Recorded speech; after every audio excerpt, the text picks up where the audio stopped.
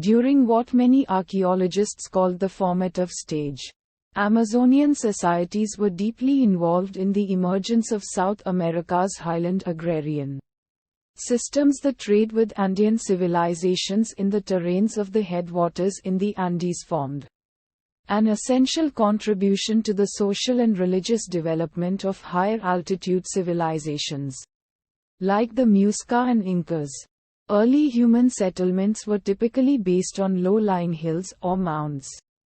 Quote, "Shell mounds were the earliest evidence of habitation.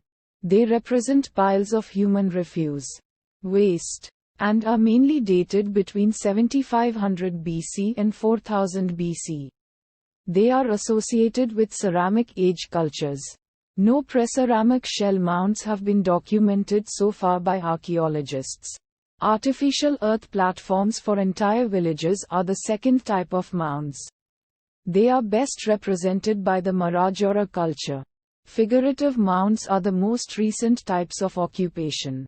There is ample evidence that the areas surrounding the Amazon River were home to complex and large-scale indigenous societies, mainly chiefdoms who developed towns and cities. Archaeologists estimate that by the time the Spanish conquistador de Orellana traveled across the Amazon in 1541, more than 3 million indigenous people lived around the Amazon. These pre-Columbian settlements created highly developed civilizations. For instance, pre-Columbian indigenous people on the island of Marajo may have developed social stratification and supported a population of 100,000 people.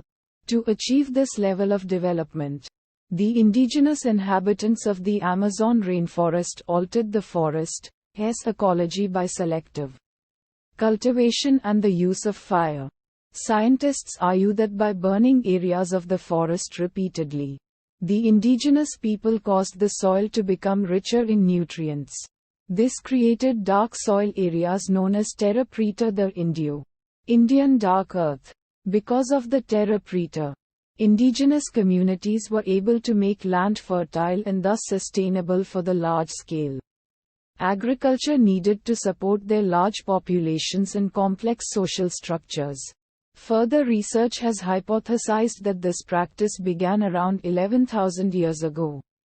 Some say that its effects on forest ecology and regional climate explain the otherwise inexplicable band of lower rainfall through the Amazon basin. Many indigenous tribes engaged in constant warfare. According to James S. Olson, the Munduruku expansion in the 18th century dislocated and displaced the Kawahib, breaking the tribe down into much smaller groups. Munduruku first came to the attention of Europeans in 1770 when they began a series of widespread attacks on Brazilian settlements along the Amazon River. Quote,